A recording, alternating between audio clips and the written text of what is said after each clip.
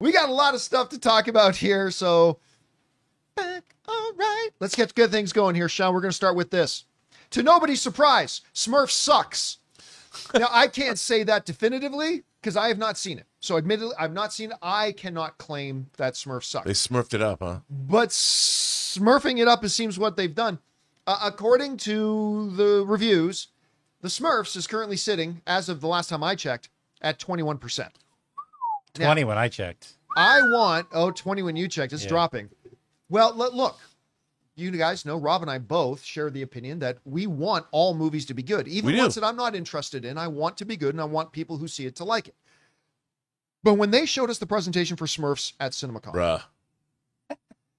I was like, what on earth are they doing? This looks horrible. And I grew up with the Smurfs.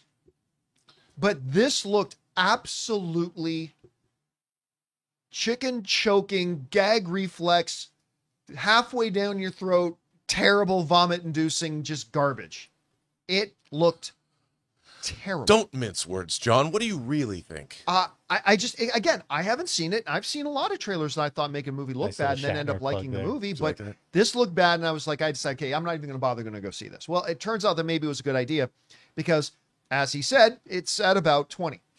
Here's some of the reviews. All right. But I got to admit, at 20%, that's about 18% higher than I thought it would be.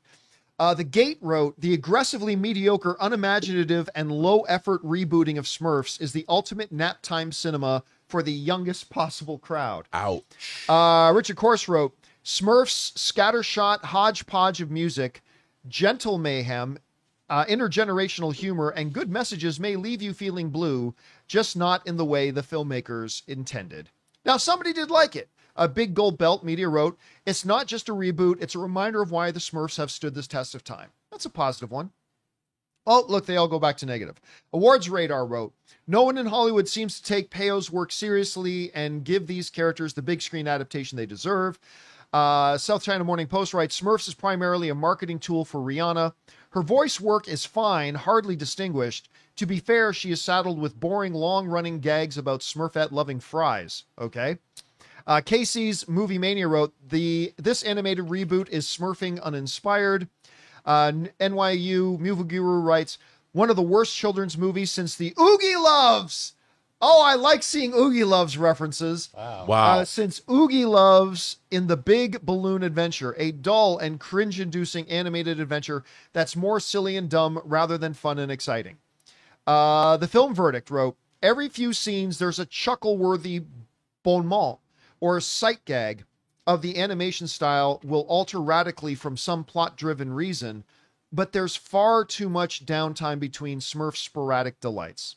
Culture Mix wrote, even by the simplest of standards for animated films, Smurfs is a subpar mess of idiotic dialogue, hyper-banality, and unimaginative plot developments that copy superhero movies. Most of the supporting characters have no real purpose but to take up space. I mean, this movie lost me when they introduced Influencer Smurf. Like, at that point, I was just out. Well, and Papa Smurf's the damn DJ. Yeah, I know, right? Rendy Reviews at the bottom wrote, Smurfs is what you get when you order trolls from Temu.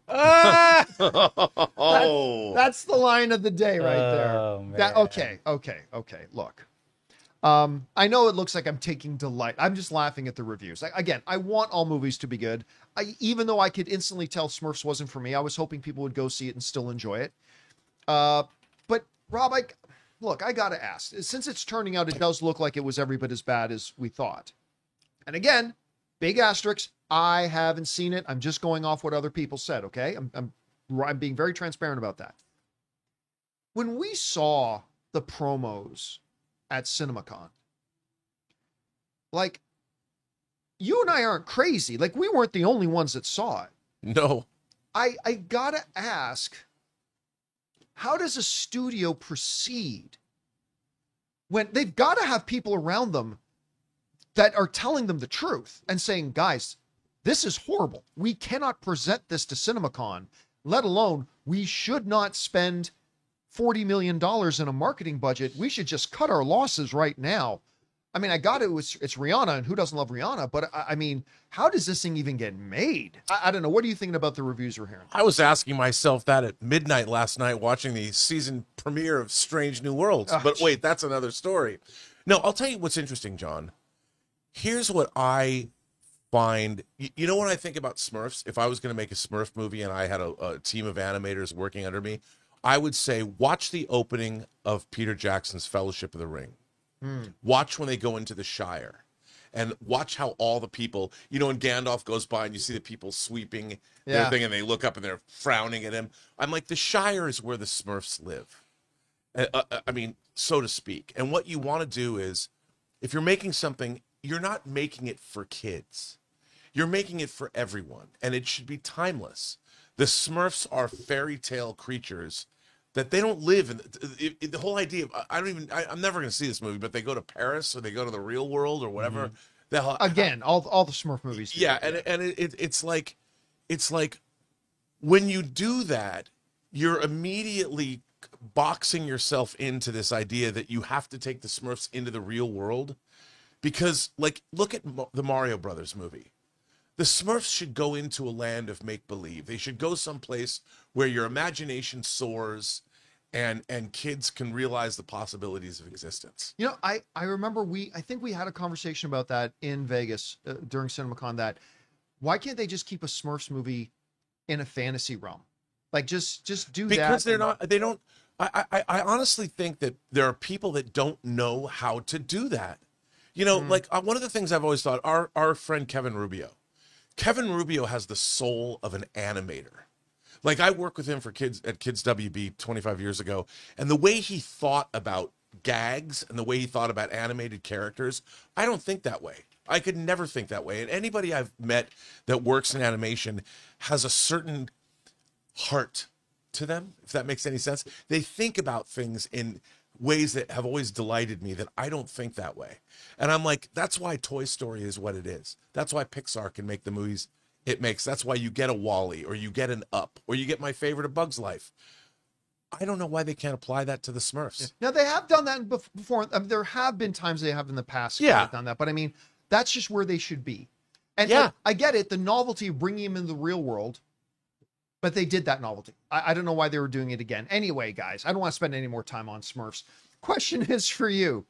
What do you think? Did you go to see Smurfs? Maybe you saw redeeming qualities in it. I'd love to hear your thoughts. But whatever you guys think about the response this movie's getting, jump down to the comment section below and let us know your thoughts. Hey guys, thanks so much for watching this video. Make sure you like the video, leave a comment, and subscribe to our channel. And don't forget, we have a daily podcast called the John Campea Show Podcast, available on Apple Podcasts, Spotify, or your favorite podcasting app of choice. Go and subscribe to it today so it'll be there when you need it.